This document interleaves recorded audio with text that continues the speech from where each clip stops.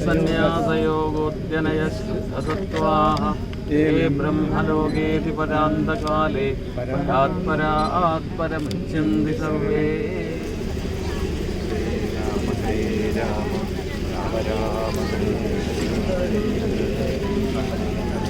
राम हरे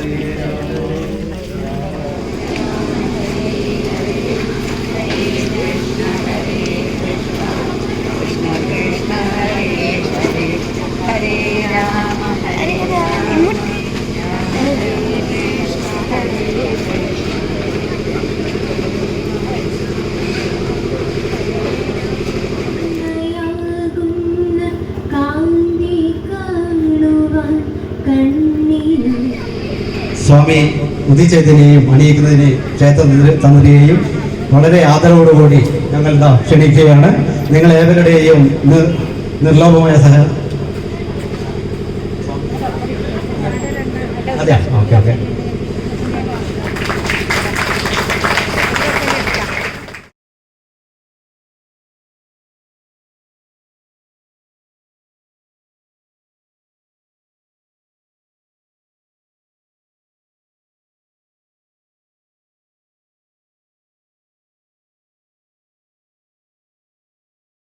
സർവശ്രീ രാകേഷ് തത്രികൾ, നമ്മുടെ പ്രഭാഷണത്തിലൂടെ എത്തിച്ചേർന്ന ഉദിത് ചൈതന്യജി അവർ, മറ്റ് സ്നേഹസമ്പന്നരായ അയ്യപ്പ സേവാസംഘം ചാരിറ്റബിൾ ട്രസ്റ്റിൻ്റെ കർമ്മോന്മുഖരായ പ്രവർത്തകരെ, നല്ലവരായ ക്ഷേത്ര ഭാരവാഹികളെ, നല്ലവരായ നാട്ടുകാരെ സുഹൃത്തുക്കളെ, നമ്മൾ ഇന്ന് എല്ലാം കൊണ്ടും നമ്മുടെ നാട്ടിനൊരു ഐശ്വര്യമാണ്. കാരണം നമുക്കില്ലാതെ പോയ കാര്യം പറഞ്ഞു തരുന്നതിന് വേണ്ടി ബഹുമാന്യ ഉദിത് ചൈതന്യജി നമ്മളുടെ എത്തിച്ചിട്ടുണ്ട്. സാന്നിധ്യം കൊണ്ട് ധന്യമാക്കിയ ആദികളായി ക്ഷേത്രത്തിൻ്റെ സമീപത്തുള്ള ഇവിടെ വന്നു ചേർന്നിരിക്കുന്ന എല്ലാ ഭക്തജനങ്ങൾക്കും ജീവിതത്തിൽ പകർക്കാൻ ഇത് സാധിക്കുമാറാകട്ടെ എന്ന് ആത്മാർത്ഥമായി പ്രാർത്ഥിച്ചുകൊണ്ട് ഉദിത് ചൈതന്യജിയെ പ്രഭാഷണത്തിന് വേണ്ടി ആദരവ് ക്ഷണിക്കുന്നു. പവിത്രമായ ക്ഷേത്ര സന്നിധിയിലാണ് നമ്മൾ ഒത്തുകൂടിയിരിക്കുന്നത്.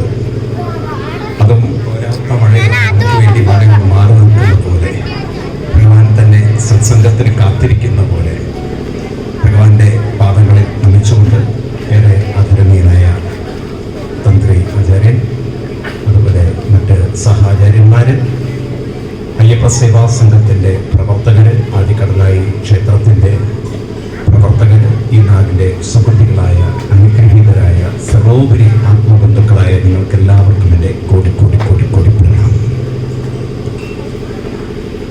ആദ്യമായി ശ്രീ നിതീഷയെ സ്മരിച്ചുകൊണ്ട്, അയ്യപ്പ സേവാ സംഘത്തിൻ്റെ പ്രവർത്തകൻ അടുത്ത ദിവസം ശരീരം ഉപേക്ഷിച്ചു. അദ്ദേഹത്തിന് തീർച്ചയായിട്ടും ഇന്ന് നമുക്ക് അവസരങ്ങളുണ്ട്. ആ അവസരങ്ങളെ വേണ്ട വിധത്തിൽ പ്രയോജനപ്പെടുത്തി നമുക്ക് ഉയരണം. മുന്നോട്ടും ഇനിയും ഏറെ പോവാനുണ്ട്. ഞാനിവിടെ ആദികടലായി ക്ഷേത്രത്തിലേക്ക് വരുന്നതിന് മുമ്പ് എൻ്റെ മനസ്സിൽ ഒരുപക്ഷെ കടലിനോട് തീരത്തുള്ള ഒരു സ്ഥലം എന്നതായിരിക്കുമെന്ന് എനിക്കറിയില്ല. ഏതായാലും അത് പറയുമ്പോൾ എൻ്റെ മനസ്സിലേക്ക് കടന്നു വന്നത് നാരായണ ഗുരുദേവൻ്റെ പ്രസിദ്ധമായ ദൈവദശകമാണ്. നാരായണ ഗുരുദേവൻ ദൈവദശകം തുടങ്ങുന്നതന്നെ ദൈവമേ കാത്തുകൊള്ളങ്ങ് കൈവിടാതിന്നു ഞങ്ങളെ നാവികന്നീ ഭവാബ്ദിക്കോരാവിവൻ തോണി നിൻ പദം തുടങ്ങിയിട്ടാണ് വരികളായി ഒരു ഭവാബ്ദിയെ കുറിച്ച് പറഞ്ഞുകൊണ്ടായിരുന്നു. ഇവിടെ ഒന്ന് നമുക്ക് കാണാൻ സാധിക്കുന്ന കടൽ, ബാഹ്യമായ ഭൗതിക കടൽ. രണ്ടാമത്തെ നമ്മൾ കാണാത്തൊരു കടലുണ്ട്, അതാണ് ഭവാബ്ദി എന്ന് പറയുന്നത്. എന്താണ് ഈ ഭവാബ്ദി എന്ന് പറയുന്നത്? ഒരു ജീവിതം മുന്നോട്ട് നയിക്കുമ്പോൾ നമുക്ക് ഇന്ന് ആരോഗ്യവും ഐശ്വര്യവും അഭിവൃദ്ധിയും വേണം എന്ന കാര്യത്തിൽ ഒരു സംശയമില്ല. അങ്ങനെ ആരോഗ്യവും അഭിവൃദ്ധിയും നിലനിർത്താൻ സാധിക്കണമെങ്കിൽ അതിനൊരു ആത്മീയമായ ശക്തി വേണം. അതാണ് നമ്മൾ ഹിന്ദു സമൂഹത്തിന് പറ്റിയത്. ആത്മീയതയില്ലാത്തൊരു ഭൗതികതയ്ക്ക് വേണ്ടി മനുഷ്യൻ ഓടി. അതുകൊണ്ട് ഇപ്പൊ കേരളത്തിന്റെ അവസ്ഥ നോക്കൂ നിങ്ങൾ. ആത്മഹത്യ കൂടി വരുന്നു, കുടുംബ പ്രശ്നങ്ങൾ കൂടി വരുന്നു. ദിവസം നമ്മൾ പത്രത്തിൽ വായിക്കുന്ന വാർത്തകളൊക്കെ നോക്കൂ നിങ്ങൾ. ഒരു ആത്മീയത ഇല്ലെങ്കിൽ നമുക്ക് ഭൗതികമായതൊന്നും നിലനിർത്താൻ സാധ്യത പ്രതീക്ഷിച്ചു അല്ലേ? എങ്ങോട്ട് നോക്കാനാ പറയുന്നത്? പുറത്തേക്ക് മാത്രം നോക്കിയാൽ പോരാ, അകത്തേക്ക് നോക്കണം. അകക്കണ്ണ് തുറക്കണം. ആഴണം വാഴണം നിൻ മഹസാമാഴിയിൽ. ഉള്ളിലൊന്ന് നമ്മൾ പരിവർത്തനം വരുന്നത്. ഈ ഉള്ളിൽ സംഘർഷങ്ങൾ നിറഞ്ഞാൽ, അസ്വസ്ഥതകൾ നിറഞ്ഞാൽ, പ്രയാസങ്ങൾ നിറഞ്ഞാൽ എന്ത് ആഗ്രഹങ്ങൾ ഉണ്ടായാലും കാര്യമില്ല, നേടിയെടുക്കാൻ പറ്റില്ല. അപ്പൊ എന്തിനും നമുക്കൊരു വീട് കെട്ടുമ്പോൾ ഒരു അടിത്തറ വേണം. വേണ്ടേ? വേണ്ടേ? ഒരു വാഹനം നമ്മൾ കൊണ്ടുപോകുമ്പോൾ വേണ്ടത്ര ഏറെ ടയറിലുണ്ടാവണ്ടേ? വേണോ?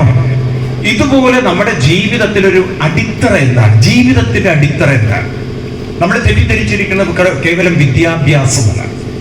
എനിക്ക് നിങ്ങളോട് പറയാനുള്ളത്, ഹിന്ദു മതത്തെ പോലെ ഇത്ര സയന്റിഫിക് ആയിട്ട് റിലീജിയൻ ലോകത്തിലില്ല. ഒരു മതവും കാണാൻ പറ്റില്ല. നമ്മളെ മറ്റു മതങ്ങളെ ഒരു ഇതായിട്ട് പറയില്ല, പക്ഷെ ഇത്രയും സയന്റിഫിക് ആയിട്ട്. കാര്യം ഇന്നത്തെ ഞാൻ പറയുന്നത് ആധുനിക വിദ്യാഭ്യാസം അല്ലെങ്കിൽ ആധുനിക ഗവേഷണങ്ങൾ എത്തിച്ചു നിൽക്കുന്നത് അല്ലെങ്കിൽ എത്തിച്ചുകൊണ്ടിരിക്കുന്നത് ഭാരത ദർശനത്തിലേക്കാണ്. അപ്പൊ മനുഷ്യൻ എന്ന് പറഞ്ഞു കഴിഞ്ഞാൽ കേവലം മനുഷ്യൻ ഒരു ബുദ്ധിയുള്ള ഒരു വ്യക്തി മാത്രമല്ല. മനുഷ്യന് മനസ്സുണ്ട്, വികാരങ്ങളുണ്ട്. അപ്പൊ മനുഷ്യന്റെ ബുദ്ധിയാണ് ഇപ്പൊ നമ്മൾ എല്ലാവരും ഡെവലപ്പ് ചെയ്യാൻ നോക്കണം. സ്കൂളിൽ പോകുന്നു, ട്യൂഷന് പോകുന്നു, എൻട്രൻസിന് പോകുന്നു, അതുപോലെ തന്നെ സിവിൽ സർവീസിന് പോകുന്നു, ബാങ്ക് കോച്ചിങ്ങിനൊക്കെ ബുദ്ധിയെ വളർത്തിയെടുക്കുക എന്നതാണ്. മനുഷ്യൻ മനസ്സിനെ അവഗണിച്ചു. എന്നാൽ മനസ്സുണ്ടെങ്കിലേ എല്ലാറ്റിനും ഒരു താല്പര്യമുള്ളൂ, മനസ്സുണ്ടെങ്കിലേ ഒരു ഇൻട്രസ്റ്റ് ഉള്ളൂ, മനസ്സുണ്ടെങ്കിലേ ഒരു ഊർജ്ജമുള്ളൂ. നമ്മൾ അങ്ങനെയുള്ള ഭാഷ പറയാം, എനിക്ക് മനസ്സില്ല, എനിക്ക് താല്പര്യമില്ല, അല്ലെ? അങ്ങനെയല്ലേ പറയാ? അപ്പൊ ഒരു വശത്ത് ബുദ്ധിപരമായ വികസിക്കാനുള്ള എല്ലാ സാധ്യതകളുണ്ടെങ്കിലും മനസ്സ് ശരിയല്ലെങ്കിൽ ബാക്കി എന്തുണ്ടായിട്ടും കാര്യമില്ല. ശരിയാണോ? അപ്പൊ പല വീട്ടിലും അച്ഛനമ്മമാർക്ക് കുട്ടികളെ പഠിപ്പിക്കാനുള്ള കഴിവുണ്ടായിരിക്കും, സാധ്യതകളുണ്ട്. പക്ഷെ മാനസികമായി കുട്ടികൾ തയ്യാറില്ലെങ്കിലോ? ഇന്നിപ്പോ നോക്കൂ, നമ്മുടെ കുട്ടികള് വിദ്യാഭ്യാസം കഴിഞ്ഞാൽ കല്യാണം കഴിക്കാൻ മാനസികമായി തയ്യാറില്ല. അവർ പറയണോ ഞങ്ങളൊന്ന് ആലോചിക്കട്ടെ. കല്യാണം കഴിഞ്ഞാലും കുഞ്ഞുങ്ങളാവാൻ അവർക്ക് പെട്ടെന്ന് താല്പര്യമില്ല. മാനസികമായി അവർ തയ്യാറില്ല. ഉണ്ടോ ഇല്ലയോ? ഞാൻ പറയണത് ശ്രദ്ധിക്കണ്ടോ? നിങ്ങൾ ഉണ്ടോ? അപ്പൊ പലതിലും കുട്ടികളുടെ മനസ്സ് വളരുന്നില്ല. അതുകൊണ്ടാണ് അവര് അമിതമായി മൊബൈൽ അഡിക്ഷൻ വരുന്നത്, അല്ലെങ്കിൽ ടാബിലോ മറ്റു കാര്യത്തിലോ അഡിക്ഷൻ വരുന്നത്. ഈ മനസ്സ് എവിടെയോ സ്റ്റക്കായി. അവർക്ക് ഇൻട്രസ്റ്റ് മുഴുവൻ, താല്പര്യങ്ങൾ മുഴുവൻ കേവലം അവരുടെ ടൈം പാസിലായി, അവരെ എന്റർടൈൻമെന്റ് ചെയ്യുന്നതിനായി ആണോ? എന്നാൽ ഈ കുട്ടികൾ അറിയുന്നില്ല, ഈ മനസ്സിലാണ് ഒരാളുടെ വികാസത്തിന്റെ സർവശക്തിയും ഒളിപ്പിച്ചു വെച്ചിരിക്കുന്നത്. ആ മനസ്സ് വാർത്തെടുത്താൽ മാത്രമേ, അതിന് തപശക്തി ഉണ്ടെങ്കിൽ മാത്രമേ ബുദ്ധി കൊണ്ട് പലതും കൈവരിക്കാൻ സാധിക്കും. ഈ ബുദ്ധിയും മനസ്സും ഇന്നിപ്പം വേൾഡില്, ലോകത്തിലെ സൈക്കോളജി ഈ കാര്യത്തിൽ വളരെ ഗവേഷണം നടത്തിക്കൊണ്ടിരിക്കുന്ന വിഷയമാണ്. The mind and intellect. അതിനവർ പറയുന്ന IQ, EQ. ഈ വാക്കുകൾ എല്ലാവരും കേട്ട് കാണാം. EQ എന്നാൽ ഇമോഷണൽ കോഷ്യന്റ് എന്നും IQ എന്നാൽ ഇന്റലക്ച്വൽ അല്ലെങ്കിൽ ഇന്റലിജന്റ് കോഷ്യന്റ് എന്നുള്ള വാക്കുകളൊക്കെ നമ്മൾ കേട്ട് കാണാം. കേട്ടില്ലേ? കുട്ടിയുടെ IQ ലെവൽ, കുട്ടിയുടെ EQ ലെവൽ എന്നൊക്കെ ഒന്ന് പറയാൻ തുടങ്ങിയിട്ടുണ്ട് കേട്ടോ. അതുകൊണ്ടാണല്ലോ EQ-നെ കുറിച്ചുള്ള പുതിയ പുതിയ ഗവേഷണങ്ങളൊക്കെ. നമുക്ക് കൗൺസിലിംഗ് കുട്ടികൾക്ക് കൊടുക്കണം, പഠിക്കാൻ ഇൻട്രസ്റ്റ് ഇല്ലാത്ത കുട്ടികൾക്ക് അല്ലെങ്കിൽ ഡിപ്രഷൻ വരുന്ന കുട്ടികൾക്ക് കൗൺസിലിംഗ് വേണം എന്നൊക്കെ നമ്മളിപ്പോൾ ധാരാളം കേട്ടുകൊണ്ടിരിക്കുന്നത്. സൈക്യാട്രിക് ഡിപ്പാർട്ട്മെന്റ് ഒക്കെ ഡെവലപ്പ് ചെയ്തിരിക്കുന്നത്. അവരുടെ മനസ്സിനെ അവർ മനസ്സിലാക്കി അതിനെ പരിവർത്തനം വരുത്തി സമൂഹത്തിനെ ഉയർത്താനുള്ള വഴികൾ അവർ നമുക്ക് കാണിച്ചു. അപ്പൊ അവര് പറഞ്ഞു തന്ന വഴിയിലൂടെ നമുക്ക് പോവാൻ സാധിച്ചാൽ മനസ്സിന് വലിയ പരിവർത്തനം ഉണ്ടാവും. ഈ സത്സംഗം നടക്കുന്ന അയ്യപ്പ സേവാ സംഘത്തിന്റെ പേരിലാണ്, സമാജത്തിന്റെ പേരിലാണ്. അയ്യപ്പസ്വാമി എന്ന് പറയുന്നത് തപസ്സിന്റെ പ്രതീകമാണ്, അല്ലെ? 18ാം പടിക്ക് മുകളിൽ ധ്യാനനിരതനായിരിക്കുന്ന അയ്യപ്പനെയാണ് നമ്മൾ ആരാധിക്കുന്നത്, ആണോ അല്ലേ? അത് തന്നെ തപസ്സിന്റെ പ്രതീകമാണ്. അപ്പൊ തപസ്സാണ് നമ്മുടെ കുട്ടികൾക്ക് കുറച്ചൊക്കെ കൊടുക്കേണ്ടത്. അല്ലെങ്കിൽ നിങ്ങൾ എല്ലാവരും ഒന്ന് പരിശീലിച്ചു നോക്കൂ. തപസ്സിലൂടെ മാത്രമേ മനസ്സിൽ പരിവർത്തനം ഉണ്ടാവൂ. നമ്മുടെ ഹിന്ദു സമൂഹമുണ്ടല്ലോ, തപസ് വിട്ടുപോയി. തപസ് എന്ന് പറഞ്ഞാൽ അന്ധമായി നമ്മൾ കണ്ണടച്ചിരിക്കുന്നതല്ലത്, ഒരു ജപ സംസ്കാരങ്ങൾ. അതാണ് നാരായണ ഗുരുദേവനൊക്കെ ആവർത്തിച്ച് പറഞ്ഞത്. ദൈവത്തെ സ്തുതിക്കുന്ന അനവധി കീർത്തനങ്ങൾ, അദ്ദേഹത്തിന്റെ അനവധി കൃതികൾ എടുത്ത് നോക്കിയാൽ നമുക്ക് കാണാൻ സാധിക്കും. ഭഗവാനെ സ്തുതിക്കുന്ന, ദേവിയെ സ്തുതിക്കുന്ന അനവധി കീർത്തനങ്ങളൊക്കെ. ഈ കീർത്തനങ്ങളൊക്കെ നമുക്ക് തന്നിരിക്കുന്നത്, സ്തുതിക്കുന്നതൊക്കെ നമ്മുടെ മനസ്സ് ദൈവീകമായ ഒരു ഭക്തിയിലേക്ക് ഉയരുമ്പോൾ ഈ ഭക്തിയാണ് നമുക്ക് ശക്തിയായിട്ട് രൂപപ്പെടുന്നത്. നമ്മുടെ വീടുകളിൽ അങ്ങനെയുള്ള അനുഷ്ഠാനങ്ങളൊക്കെ കുറഞ്ഞുപോയി. അതുകൊണ്ടാണ് ഹിന്ദു സമൂഹത്തിൽ വിദ്യാഭ്യാസമുണ്ടെങ്കിലും ആത്മഹത്യകൾ കൂടുന്നത്, വിദ്യാഭ്യാസമുണ്ടെങ്കിലും അച്ഛനമ്മമാർ പറഞ്ഞാൽ അനുസരിക്കാത്തത്, വിദ്യാഭ്യാസമുണ്ടെങ്കിലും കുട്ടികൾ അച്ഛനമ്മമാരിൽ നിന്ന് അകന്നു പോകുന്നത്. നിങ്ങൾ നോക്കൂ, ഇന്നിപ്പം പ്രായമുള്ളവരുടെ ഒരു കേന്ദ്രമായി നമ്മുടെ ഹിന്ദു വീടുകൾ മാറിക്കൊണ്ടിരിക്കുകയാണ്. ആണോ? ബാക്കിയുള്ള കുട്ടികളൊക്കെ ഒന്ന് വിദേശങ്ങളിലേക്ക് പോകാനാണ് അവർക്ക് താല്പര്യം. ആണോ അല്ലയോ? അവർക്ക് പഠിച്ചു കഴിഞ്ഞാൽ +2 കഴിഞ്ഞാൽ നിങ്ങൾ ആ സാധ്യതകളെ കണ്ടെത്തുകയും വേണം. അതിന് ഒന്നിച്ചു നിന്ന്, അങ്ങനെ നല്ല സമൂഹമായി നിന്നുകൊണ്ട്, അതായത് കഴിവുള്ളവരെ ഒന്നിച്ചു ചേർന്ന് അതിനെ വളർത്തിയെടുത്ത് ഇവിടെ തന്നെ സംരംഭങ്ങൾ തുടങ്ങി, ഇവിടെ തന്നെ സ്വന്തം കാലിൽ നിൽക്കാൻ പറ്റി, ഇവിടെ തന്നെ അച്ഛനമ്മമാരെ സംരക്ഷിക്കാൻ പറ്റി. അങ്ങനെ പ്രതിസന്ധികളെ തരണം ചെയ്യാനും സാധ്യതകളെ വളർത്തിയെടുക്കാനും നാളത്തെ തലമുറയ്ക്ക് വേണ്ടുന്ന കാര്യങ്ങൾ ഇവിടെ ഒരുക്കി കൊടുക്കാനും സാധിച്ചു കഴിഞ്ഞാൽ അതൊരു വലിയ നേട്ടമാണോ? വേണോ വേണ്ടയോ? ഇതൊന്നും വിടാത്തത് നിങ്ങൾ. അപ്പൊ നമ്മൾ അങ്ങനെയല്ല ചിന്തിക്കുന്നത്. ഇപ്പൊ നമ്മൾ അറിയാതെ സ്വാധീനിക്കുന്ന പലതും അത് മറ്റു രാജ്യങ്ങളിലെ എവിടെയുള്ളൂ ഈ ഭാരതത്തിലേ ഉള്ളൂ. അപ്പൊ നമ്മുടെ കുട്ടികൾക്ക് ഈ നാടിനോട് കൂടുതൽ ഒരു അവർക്ക് ഇഷ്ടം വരണമെങ്കിൽ, എന്തുകൊണ്ടാണ് അവർക്ക് ഇഷ്ടമില്ലാത്തത് കൊണ്ടല്ല, അവരിവിടെ സാധ്യതകളൊന്നും കാണുന്നില്ല. ആ സാധ്യതകൾ കാണിപ്പിച്ചു കൊടുക്കാൻ പറ്റുന്ന വിദ്യാഭ്യാസവും നമുക്ക് ഇല്ല. അതാണ് നമ്മുടെ ഒരു കഷ്ടകാലം. വാസ്തവത്തിൽ നമ്മൾ ഓരോരുത്തരും അനവധി സാധ്യതകളുള്ളതാണ്. കുട്ടികളുണ്ടല്ലോ, ഒരല്പം ഒരു ഭക്തി ഉള്ളവരായി തീർന്നാൽ, എനിക്ക് നിങ്ങളോട് പറയാനുള്ളത്, രാവിലേക്ക് എണീറ്റ് കുട്ടികളെ ചിലതൊക്കെ പരിശീലിപ്പിക്കേണ്ടതുണ്ട്. നമ്മൾ ഈ സത്സംഗം അതിനു വേണ്ടിയിട്ടാണ് ചെയ്യുന്നത്. എന്തൊക്കെയാണ് നമ്മുടെ ഇന്നത്തെ ചാലഞ്ചുകൾ എന്ന് മനസ്സിലാക്കിക്കൊണ്ട് ആ ചാലഞ്ചുകളെ ഫേസ് ചെയ്യാൻ നമ്മുടെ കുട്ടികളെ അതിന് പ്രാപ്തമനുസരിച്ചല്ല ജീവിക്കുന്നത്. നമ്മുടെ സുഖ സൗകര്യങ്ങളൊക്കെ കൂടിയപ്പോൾ നമ്മുടെ ജീവിത രീതികളിലെല്ലാം മാറ്റം വന്നു. നിങ്ങൾ നോക്കൂ, പ്രകൃതിയിൽ നിന്ന് നോക്കി പലതും പഠിച്ചവരാണ് നമ്മുടെ പൂർവികര്. നമ്മൾ പ്രകൃതിയിലേക്ക് നോക്കിക്കഴിഞ്ഞപ്പോൾ നിങ്ങളുടെ വീടിന്റെ മുറ്റത്തൊക്കെ നിങ്ങൾ മുല്ല നട്ടിട്ടുണ്ടാവും, ചെമ്പരത്തി പൂ നട്ടിട്ടുണ്ടാവും, പല പൂക്കളും ഉണ്ടാവില്ലേ? നിങ്ങൾ അതിന്റെ മുട്ടുകളൊക്കെ നോക്കിക്കോളൂ, അല്ലെങ്കിൽ നിങ്ങൾ ചില ഇലകളൊക്കെ നോക്കിക്കോളൂ വൃക്ഷങ്ങളുടെ. രാത്രി ആയാൽ അതൊക്കെ കൂമ്പി അടയുന്നത് കാണാം. രാവിലെ പുലർച്ചെയാകുമ്പോൾ അതെല്ലാം ഈ ചെമ്പരത്തിപ്പൂവിന്റെ ഒക്കെ ഈ മുട്ടുകളൊക്കെ എപ്പോഴാ വിടരാറ്? എന്താ ഒന്നും വിടാത്തത്? നിങ്ങൾ എപ്പോഴാ വിടരാറ്? 8 മണിക്കോ? എത്ര മണിക്ക്? പുലർച്ചയ്ക്കാണോ അതോ ഒരു 6-7 മണിക്കൊക്കെയാണോ? പുലർച്ചയ്ക്കാണോ? അല്ല, അത് കണ്ടാലല്ലേ പറയാൻ പറ്റുള്ളൂ. ഇതിപ്പോ ചോദിച്ചതേ അബദ്ധമായി പോയി. ഇത് കണ്ടിട്ടുണ്ടെങ്കിലല്ലേ പറയാൻ പറ്റുള്ളൂ. എപ്പോഴാ ആരെങ്കിലും കണ്ടിട്ടുണ്ടോ ഇതൊക്കെ വിടരുന്നതൊക്കെ ശ്രദ്ധിച്ചിട്ടുണ്ടോ? എപ്പോഴാ വിടരാറ്? ഉച്ചയ്ക്ക് 12 മണിക്കോ? ഒരു 6 മണിയാകുമ്പോഴേക്കൊക്കെ വിടർന്നിട്ടുണ്ടാവും, ഉണ്ടാവില്ലേ? ഇനി പക്ഷികളുടെ കരച്ചിൽ നിങ്ങൾ കേട്ടില്ലേ? അതിപ്പോ രാവിലെ ഉണർന്നാലേ കേൾക്കുള്ളൂ. കേട്ടിട്ടുണ്ടോ? എത്ര മണിക്കാണോ അതൊക്കെ കേൾക്കുക? ഒരു 4-5 മണിയുടെ ഉള്ളിലൊക്കെ കേൾക്കാം. എഡ്യൂക്കേഷൻ എന്താണ്? വിദ്യാഭ്യാസം ഒന്ന് നിർവചിക്കാൻ പറ്റും ആർക്കെങ്കിലും? നിങ്ങളൊക്കെ പഠിച്ചവരൊക്കെ ഉണ്ടല്ലോ ഇവിടെ. എഡ്യൂക്കേഷൻ എന്ന് പറഞ്ഞാൽ എന്താണ്? എനിക്ക് അത്രേ അറിയുള്ളൂ. What is education? ഒരു സിമ്പിൾ ക്വസ്റ്റ്യൻ ആണ്. നിങ്ങളൊക്കെ 10ാം ക്ലാസ് കഴിഞ്ഞവരല്ല അധികം. കാരണം പഠിക്കാനല്ല സ്കൂളിൽ പോകുന്നത്. അതാണ് നമ്മൾ തെറ്റ് പഠിപ്പിച്ചു കഴിഞ്ഞു. കുറെ നമ്മൾ തെറ്റാണ് കുറെ ഉൾക്കൊണ്ടുപോയത്. അതാണ് നമ്മുടെ ജീവിതത്തിൽ പറ്റിയ വലിയ പരാജയം. അത് നമ്മുടെ കേരളം ഉണ്ടല്ലോ, അന്ധമായ രാഷ്ട്രീയവും അന്ധമായ ഇങ്ങനത്തെ കുറെ കാര്യങ്ങൾ നമ്മുടെ തലയിൽ ഏൽപ്പിച്ചു. നീ ശ്രദ്ധിക്കാൻ പറയണം. ഞാൻ എന്തുകൊണ്ടാണ് ഇത് ശരിയല്ല എന്ന് പറയും. ഗീതയിൽ കൃഷ്ണൻ പറയുന്ന ഒരു ശ്ലോകം ഇതാണ്. ഗീത അതൊക്കെ നമ്മൾ ഇനി പഠിക്കണം. എനിക്ക് നിങ്ങളോടൊക്കെ പറയാനുള്ളത്, ഇനിയിപ്പോ വ്യാസപൂർണിമ വരും, ജൂലൈ 21. കേട്ടിട്ടോ നിങ്ങൾ വ്യാസപൂർണിമ? എല്ലാവരും ഗീത വായിക്കണം. നമ്മുടെ കുട്ടികളെ കൊണ്ട് നിങ്ങൾ ഗീതയിലെ 2ാം അധ്യായത്തിലെ 55ാം ശ്ലോകം മുതൽ 18 ശ്ലോകങ്ങൾ ഡെയിലി ചൊല്ലിക്കണേ. ഒരു ആത്മഹത്യ ഒരു വീട്ടിലുണ്ടാവില്ല, ഗ്യാരണ്ടീഡാണ്. 2ാം അധ്യായത്തിലെ 55ാം ശ്ലോകം മുതലുള്ള ശ്ലോകങ്ങൾ കുട്ടികളെ നിർബന്ധമായി ഡെയിലി വായിപ്പിക്കണം. ഒരു ആത്മഹത്യ വീട്ടിലുണ്ടാവില്ല. നമ്മൾക്കത് നോക്കാൻ പരിശീലിച്ചെടുക്കാം. ക്രമേണ അതിന്റെ അർത്ഥം മനസ്സിലാക്കുമ്പോൾ നിങ്ങൾക്ക് മനസ്സിലാവും ആത്മഹത്യയുടെ കാര്യമില്ല. ഇവിടെ പലതും നമുക്ക് പ്രശ്നങ്ങൾ പരിഹരിക്കാൻ കഴിവുണ്ടെന്നില്ല. നിൽക്കട്ടെ, നമുക്ക് വിഷയത്തിലേക്ക് വരാം. അപ്പൊ കൃഷ്ണൻ പറയുന്നുണ്ട്, ആശ്ചര്യവത് പശ്യതി കശ്യ. ഈ ലോകത്തിൽ പല ആശ്ചര്യങ്ങൾ, അത്ഭുതങ്ങളുണ്ട്. പക്ഷെ ഏറ്റവും വലിയ അത്ഭുതം അവനവനാണ്. ഏതാ ഏറ്റവും വലിയ അത്ഭുതം? താജ്മഹലും നയാഗ്ര വെള്ളച്ചാട്ടവും നല്ല അത്ഭുതം. ഏറ്റവും വലിയ അത്ഭുതം ഒക്കെ പറയണം നിങ്ങൾ, അവനവനാണ് എന്ന് പറഞ്ഞാൽ നമുക്ക് ആർക്കും ഉൾക്കൊള്ളാൻ പറ്റും. നമ്മളൊക്കെ നമ്മളിൽ പല ന്യൂനതകൾ കാണുന്നവരാണ്. ആണോ? എനിക്ക് സാമ്പത്തിക കുറവുണ്ട്, എനിക്ക് സൗന്ദര്യക്കുറവുണ്ട്, നീളക്കുറവുണ്ട്, പിന്നെ ജാതീയമായ ചില തരത്തിലുള്ള ചിന്തകൾ പലരും ഉണ്ടാവില്ലയോ? ഇപ്പൊ നമ്മൾ ഈ പല മേഖലകളിൽ പോയ ചിലർക്ക് അങ്ങനെ ഉണ്ടാവില്ലയോ? അങ്ങനെ നമ്മൾ ഉൾവലിയിക്കും, നമ്മൾ പരിമിതികൾ കാണും. ശരിയാണോ? എന്നാൽ കൃഷ്ണൻ പറയുന്നു, നിങ്ങൾ നോക്കൂ, ഈ ലോകത്തിലൊരു മഹാത്ഭുതം എന്ന് പറയുന്നത് ഇപ്പൊ നമുക്ക് സയന്റിഫിക്കലി നമ്മുടെ ഋഷിവര്യന്മാര് പറഞ്ഞിടത്താണ് സയൻസ് എത്തിയിരിക്കുന്നത്.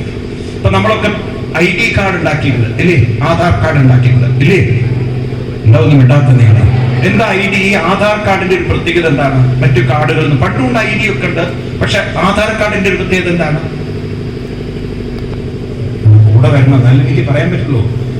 ആധാർ കാർഡിന് എന്തെങ്കിലും പ്രത്യേകത ഉണ്ടോ?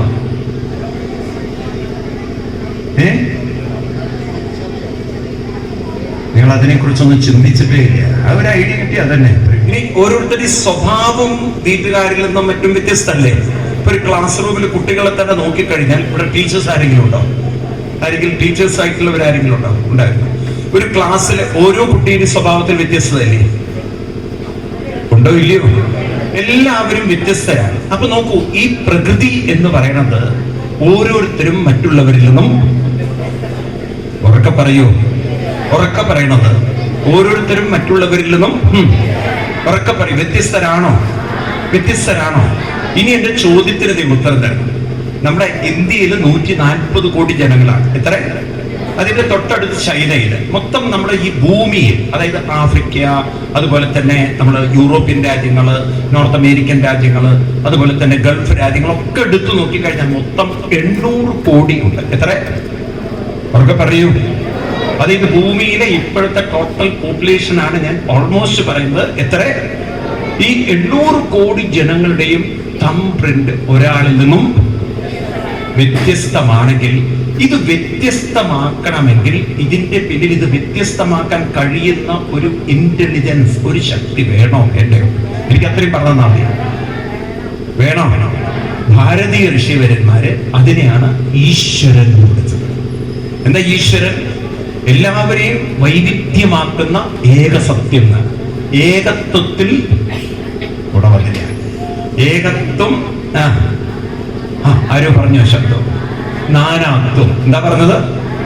നമ്മുടെ ഋഷി പറഞ്ഞത് സത്യമാണോ?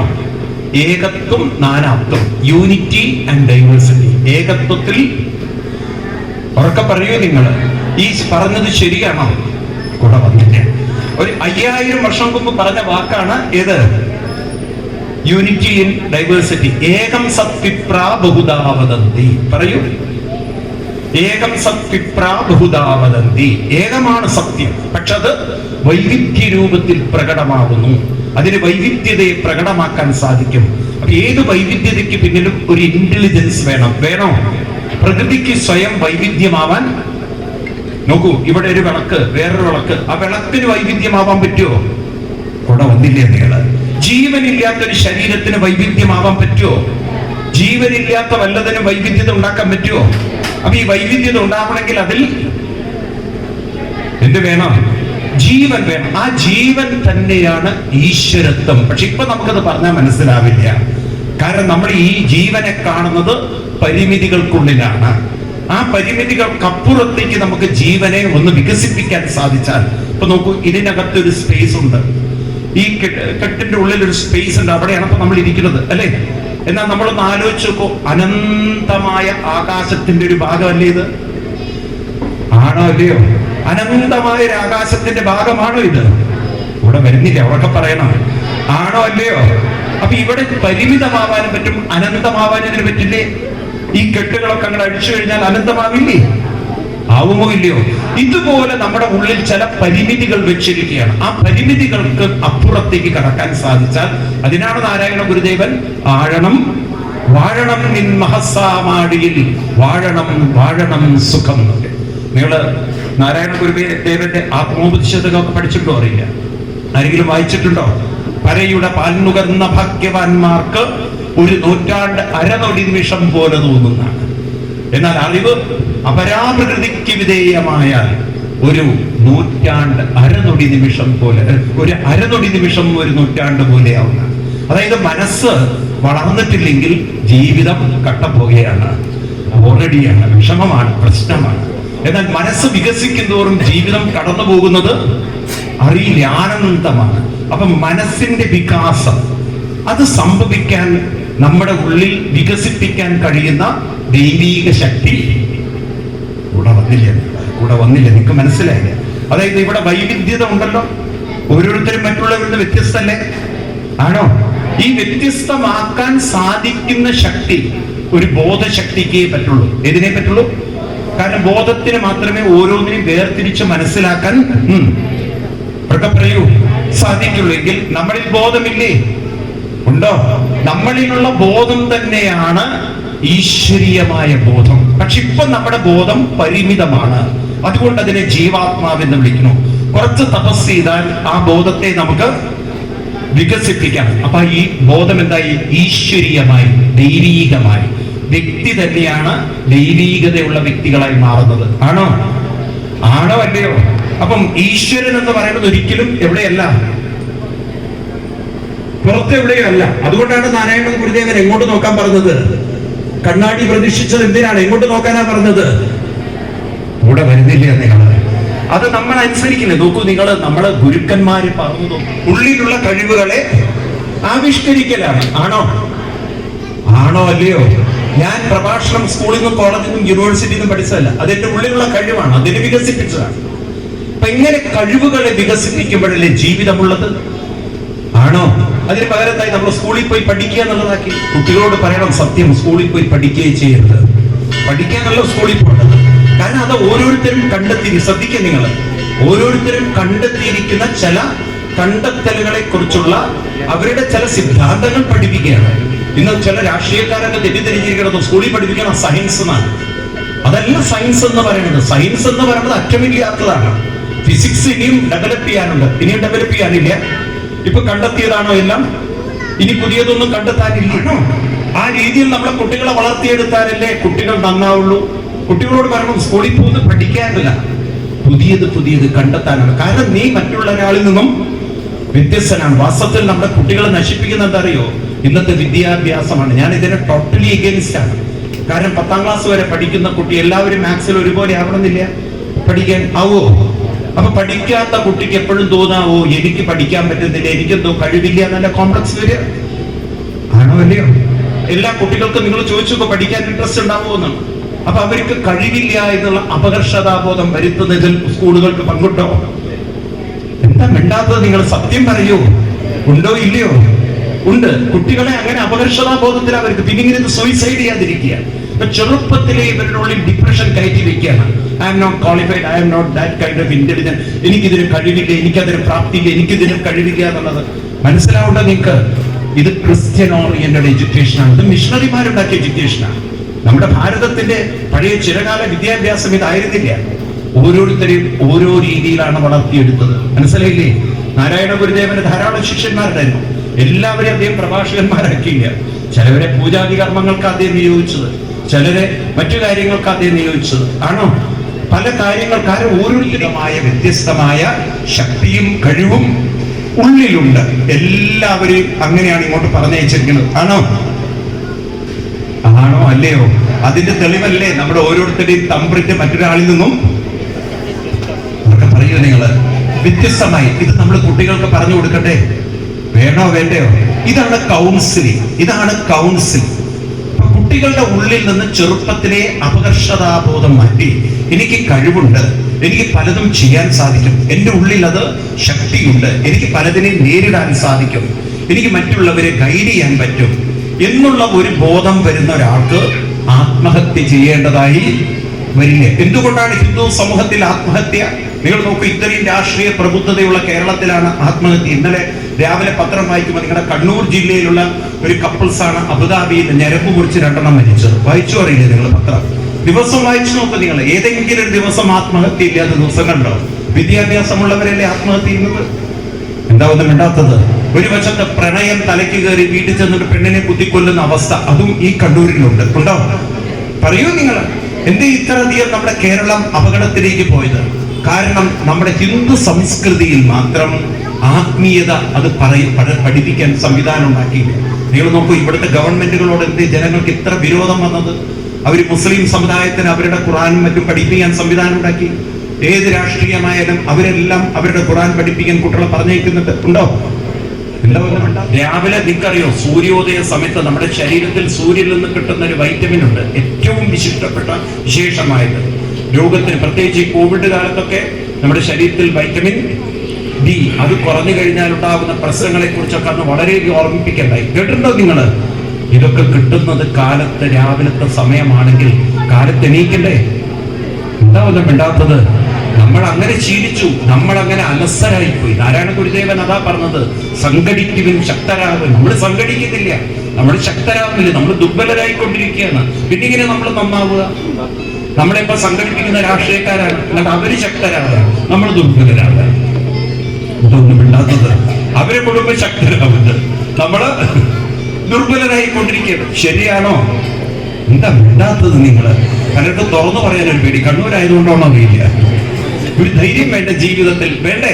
നമ്മൾ ആർക്കും എതിരല്ല. അതുകൊണ്ട് ക്ഷേത്രങ്ങളിൽ എപ്പോ പോണം? പറയൂ പറയൂ. 4 മണിക്ക് എണീറ്റ് പോണ്ട, കുറച്ചൊരു ഇരുന്നുകൊണ്ട് നട്ടെല്ല് നിവർന്ന് കുട്ടികളെയൊക്കെ പരിശീലിപ്പിക്കണം. നിങ്ങൾ നട്ടെല്ലിന്റെ മുകളിൽ ഇരിക്കാൻ പരിശീലിപ്പിക്കണം. ആ നട്ടെല്ലിന്റെ അകത്താണ് പ്രാണശക്തി മുഴുവൻ ഒളിപ്പിച്ചു വെച്ചിരിക്കുന്നത്. അപ്പൊ നിവർന്നിരുന്നു കൊണ്ട് നട്ടെല്ലിനടിയിൽ നിന്നും ഓങ്കാരം പുറത്തേക്ക് വരണം. ഈ ഓങ്കാരം താഴെ നിന്ന് മുകളിലേക്ക് കടക്കുമ്പോൾ പടി 6 കടന്ന് അവിടെ ചെല്ലുമ്പോൾ കേട്ടിട്ടുണ്ടോ നിങ്ങൾ? അപ്പൊ എന്താ സംഭവിക്കുക വെച്ചാൽ, ശ്രദ്ധിക്കുക നിങ്ങൾ, പ്രണവം ചൊല്ലും തോറും മനസ്സ് ഓങ്കാര ശക്തി എടുക്കും തോറും, അതിന്റെ പോസിറ്റീവ് എനർജി എടുക്കും തോറും അതിന്റെ നേരത്തെയുള്ള അപകർഷതാബോധങ്ങൾ, ദുർബലതകൾ അത് മറികടക്കും. ഇത് ഐൻസ്റ്റീനിയൻ തിയറി. അദ്ദേഹം പറയും, you can create energy, can destroy energy, but you can transform energy. ഈ സൗണ്ട് എനർജി കൊണ്ട് നമ്മുടെ മനസ്സിലുള്ള ദുർബല ശക്തികളെ നമുക്ക് പരിവർത്തനം വരുത്തിയെടുക്കാൻ സാധിക്കും. നിങ്ങൾ നോക്കൂ, നമ്മൾ കേൾക്കുന്ന കാര്യങ്ങൾ നമ്മുടെ തലയിൽ ഒരിക്കൽ കയറിക്കഴിഞ്ഞാൽ, ശ്രദ്ധിക്കുക, ഇപ്പൊ മാത്സ് പഠിക്കുന്ന നേരത്തെ പറഞ്ഞു, കുട്ടിക്ക് കഴിവില്ല തോന്നിക്കഴിഞ്ഞാൽ അത് ആ കുട്ടിയിൽ അപകർഷതാബോധം ഉണ്ടാക്കൂല്ലയോ? ഇങ്ങനെ കുറെ അപകർഷതാബോധങ്ങൾ കുട്ടികളിലും വലിയവരിലൊക്കെ ഉണ്ടോ? ഉണ്ടാവുന്നുണ്ടാകുന്നത്. എന്നെ ആരും സ്നേഹിക്കുന്നില്ല, എന്നെ ആരും കെയർ ചെയ്യുന്നില്ല, ഉണ്ടോ ഇല്ലയോ? അച്ഛൻ അത്ര സാമ്പത്തികമായിട്ട് ഞാൻ ചോദിച്ചൊന്നും വാങ്ങിച്ചു തരുന്നില്ല, അല്ലെങ്കിൽ അമ്മ എനിക്ക് ഇഷ്ടപ്പെട്ട ഫുഡ് ഉണ്ടാക്കി തരുന്നില്ല. കുട്ടികളിലൊക്കെ അങ്ങനെ ഉണ്ടാവോ ഇല്ലയോ? ഉറക്കെ പറയൂ നിങ്ങൾ. കുട്ടികൾക്ക് പുറത്തുനിന്ന് കഴിക്കുന്നതാണോ ഇഷ്ടം, വീട്ടിൽ നിന്ന് കഴിക്കുന്നതാണോ? പറയൂ. ഈ പുറത്തുനിന്ന് കഴിക്കുന്ന ആ ആഹാരത്തിന്റെ ഗുണങ്ങൾ നമുക്കറിയാലോ. പ്രത്യേകിച്ച് നമ്മുടെ കേരളം ഇപ്പോൾ ഒരു വലിയൊരു ആഹാരത്തിലൊരു വലിയൊരു അപകടത്തിലേക്ക് പോയി. ഓങ്കാര സ്വരൂപനാണ് അയ്യപ്പൻ, പ്രണവ സ്വരൂപനാണ് അയ്യപ്പൻ. നമ്മുടെ ഭഗവാന്മാരൊക്കെ ഓങ്കാര സ്വരൂപന്മാരാണ്. ഗീതയിലും കൃഷ്ണൻ പറയും, പ്രണവം ഉപാസിക്കണം, പ്രണവത്തെ നിങ്ങൾ ദിവസവും ഉപാസിക്കണം. ഇത് പരിശീലിക്കണം. എല്ലാ പ്രസംഗത്തിൽ ആരും നേരെയിട്ടില്ല, പരിശീലനത്തിലേ നേരെയിട്ടുള്ളൂ. അപ്പൊ നിവർന്നിരിക്കണം, കണ്ണടച്ച് ആദ്യം ഞാൻ ചൊല്ലും, എന്നിട്ട് നിങ്ങൾ ചൊല്ലണം. നട്ടെല്ലിന്റെ അടിയിൽ നിന്ന് വലിക്കണം ഓങ്കാരത്തെ, കേട്ടോ? അത് ശീലിച്ചെടുത്തു നോക്കും നിങ്ങൾ.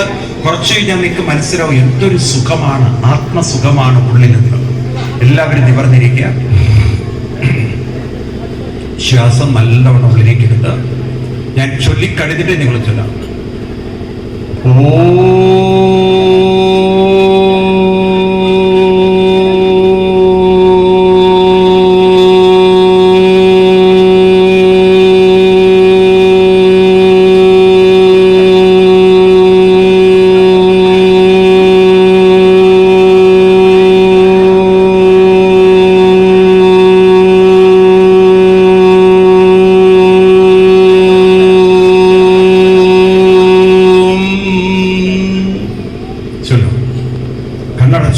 നല്ല ശക്തിയിൽ മഴ പെയ്യുമ്പോഴല്ലേ കെട്ടിക്കിടക്കുന്ന വെള്ളമൊക്കെ അവിടെ നിന്ന് ഒഴുകി പോകുള്ളൂ, ആണോ? ഇതുപോലെ ഓങ്കാരത്തിന്റെ ഊർജ ശക്തിയിൽ വേണം ഉള്ളിൽ അങ്ങനെ അടിഞ്ഞുകൂടിയിരിക്കുന്ന ദുർബലതകൾ മാറാൻ. അപ്പൊ എത്ര നിങ്ങളുടെ ഉള്ളിൽ നിന്ന് വരുന്നുണ്ടോ അത്ര ദുർബലതകൾ കുറയ്ക്കാം. നിവർന്നിരുന്ന് ചൊല്ലുക, ഉറക്കെ നീട്ടി ചൊല്ലുക, കണ്ണടച്ചങ്ങനെ നമ്മളെ മറക്കുന്നുണ്ട്. ആ ഓങ്കാരത്തിലേക്ക് അവിടെ അനീപിക്കുക, മസിൽ പിടിക്കാതിരിക്കുക. മസിൽ പിടിക്കുന്നതാണ് നിങ്ങൾ പതുക്കെ ചൊല്ലുന്നതിന്. ശ്വാസമെടുത്ത് ഉറക്കച്ചുരണം. ശ്വാസം നല്ലോണം എടുക്കുക. ഓ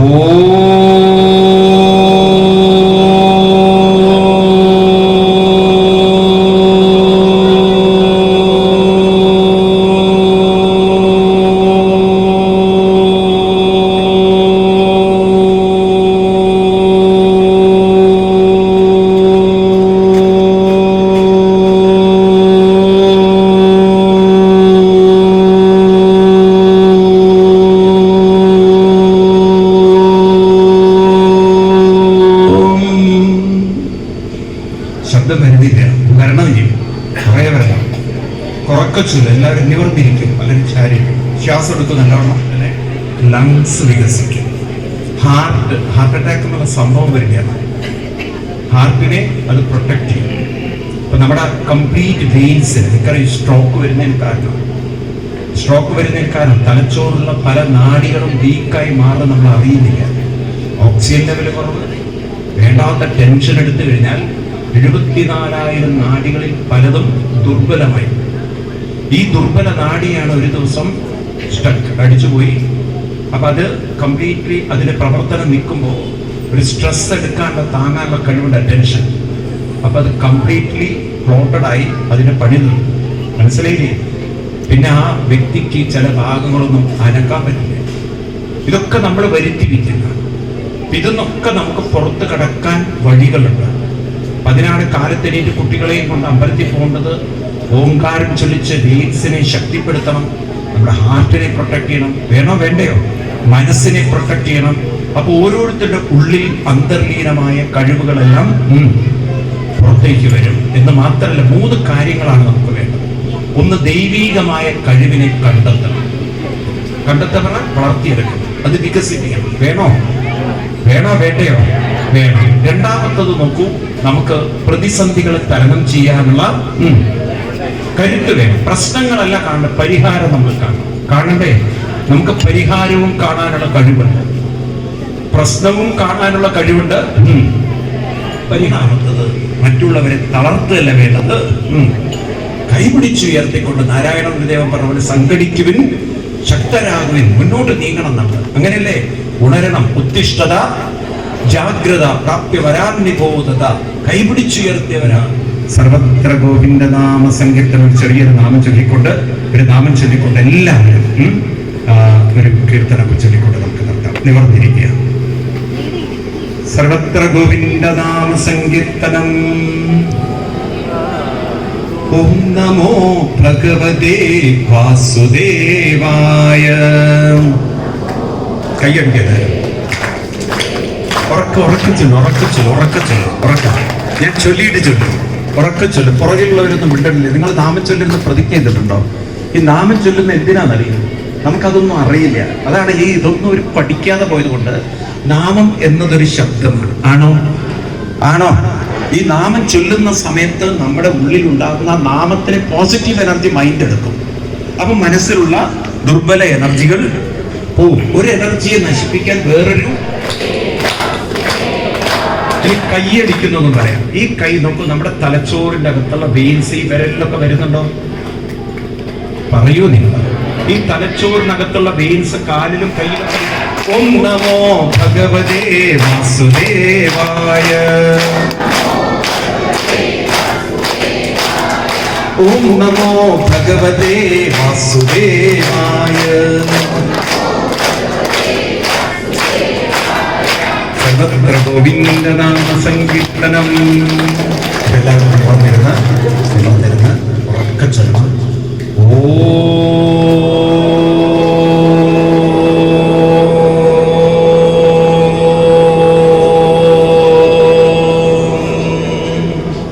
പൂർണ്ണമദ പൂർണ്ണമിദം പൂർണ്ണാത് പൂർണ്ണമുദച്യതേ പൂർണ്ണസ്യ പൂർണ്ണമാദായ പൂർണ്ണമേവാവശിഷ്യതേ. ഓം ശാന്തി ശാന്തി ശാന്തി. ഹരി ഓം. ശ്രീ ഗുരുഭ്യോ നമഃ. ഹരി ഓം. എല്ലാവർക്കും എല്ലാവിധ ഐശ്വര്യവും